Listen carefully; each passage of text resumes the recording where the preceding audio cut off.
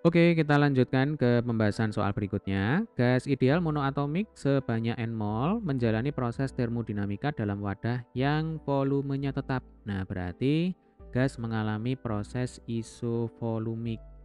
Ya, Dek ya, isovolumik atau disebut juga isokorik.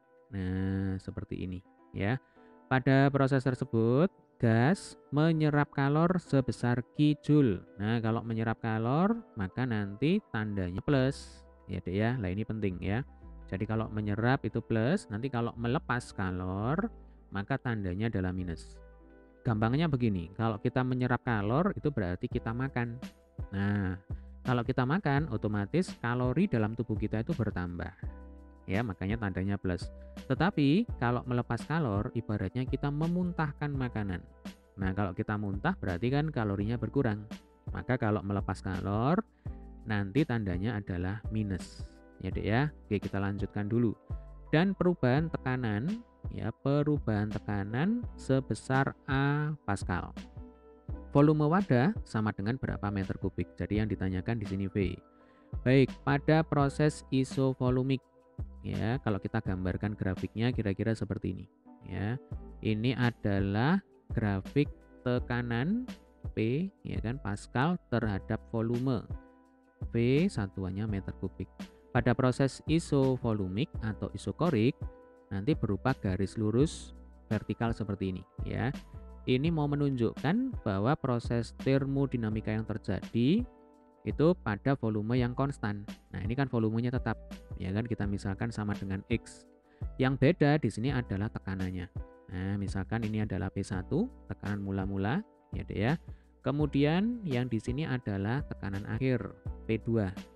Nah, dari ke sini itu terjadi pada volume tetap, volume konstan, yaitu sama dengan X. Nah, tugas kita di sini kan sebenarnya menghitung X, ya kan X-nya ini berapa. Jadi V kita misalkan sama dengan X. Ya, jelas ya, Dek ya. Nah, untuk menghitung V, kita bisa menggunakan hukum termodinamika. Masih ingat ya? Jadi Q itu sama dengan W ditambah delta U. Ya. Jadi sekali lagi Q itu kalor. Kemudian W itu usaha. Nah, kalau pada proses isovolumik ya atau isokorik, otomatis nanti usahanya itu sama dengan nol. Nah, kenapa sama dengan nol? Kita tahu kalau W itu kan rumus dasarnya, ya Dek ya. Ini rumus dasar ya. Itu adalah integral P dV. Nah, ini maksudnya harus ada perubahan volume. Atau kalau nggak mau pakai integral ya berarti W sama dengan P kali delta V, ya Dek ya. Jadi intinya ada usaha itu kalau ada perubahan volume. Nah, ketika tidak ada perubahan volume, ya Dek ya. Jadi ketika delta V-nya sama dengan nol, ya, maka dapat dipastikan usahanya juga sama dengan nol. Sehingga kalau pada proses isovolumik nanti W ini bisa dicoret ya. Jadi kalau W-nya dicoret, nanti Q itu sama dengan delta U saja. Ya, sampai sini bisa dipahami ya. Oke, kemudian untuk delta U sendiri. Ini saya rapikan aja ya biar nggak rancu tulisannya. Ini maksudnya delta V ya Dek ya. Nah, seperti ini ya. Untuk delta U ya gasnya ini monoatomik. Rumusnya itu adalah 3/2 kali N ya kan kali R dikalikan delta T. Nah, jadi kalau N itu jumlah mol ya kan. Kemudian R itu adalah tetapan gas ideal. Delta T itu adalah perubahan suhu. Sebab nanti di sini ada suhu mula-mula T1, kemudian yang di sini adalah suhu akhir T2.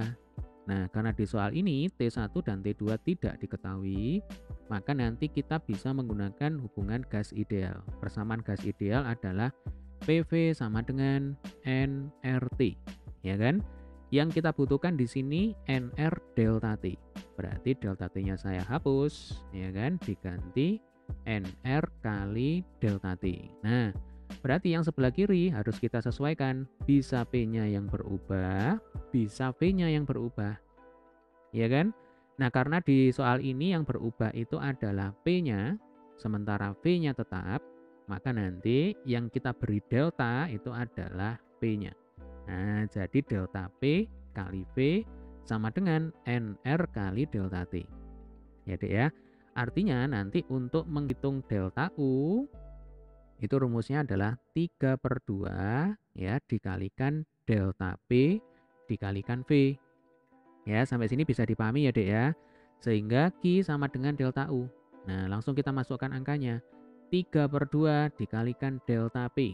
Ya, delta P itu adalah perubahan tekanan. Di soal diketahui perubahan tekanan yang terjadi sama dengan A Pascal. Ya, jadi istilahnya kalau perubahan tekanan itu ya sama dengan P2 dikurangi P1. Ya, Dek ya, P2 dikurangi P1. Lah ini diketahui sama dengan A Pascal. Ya sudah kita masukkan ke sini. Berarti delta P-nya sama dengan A, ya. Kemudian V-nya ini kan kita misalkan sama dengan X. Nah, ini kita kalikan dengan X. Ya kan? Tugas kita adalah menghitung X. Nah, berarti dari sini kita dapatkan X ya sama dengan 2/3, ya kan? Jadi kan 2 kali Q. Nah, 2 kali Q dibagi 3A. Nah, ini jawabannya. Ya. Jadi volume wadah sama dengan 2Q/3A meter kubik. Ya, Dek ya, jawabannya adalah yang C.